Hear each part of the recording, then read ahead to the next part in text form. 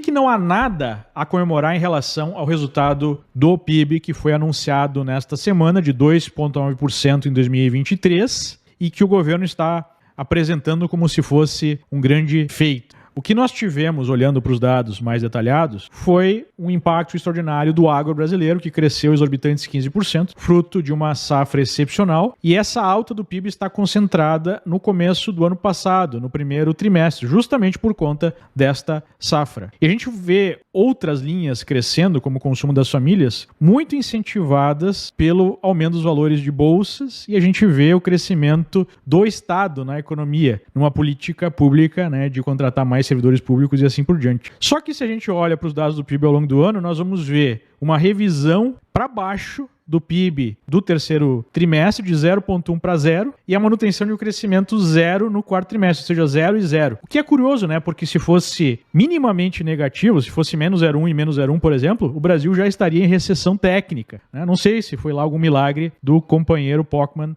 no IBGE, mas enfim, mesmo que seja de fato 0 e 0, é um resultado horrível. O que nós estamos observando é a estagnação da economia com o crescimento dos gastos públicos, e aí esse PIB maior por crescimento de gasto público não é algo muito positivo, não é algo muito sustentável. A gente está vendo o aumento dos gastos do governo com o aumento da arrecadação, com o aumento dos impostos. O companheiro Tachad indo atrás do aumento dos impostos, o que é algo que reprime a atividade econômica. E nós sabemos já, pelos sinais que estão sendo dados aí pelo agro, que não vai se repetir a mesma performance do agro em 2024 em relação a 2023. Nós tivemos uma série de problemas no clima, não se repetirá a mesma safra excelente do ano passado. Então, na verdade, o que nós temos aí são sinais muito negativos de estagnação econômica, com aumento dos gastos do governo, descontrole nas contas públicas e com a diminuição no ritmo de investimentos, que é o que efetivamente traria o crescimento econômico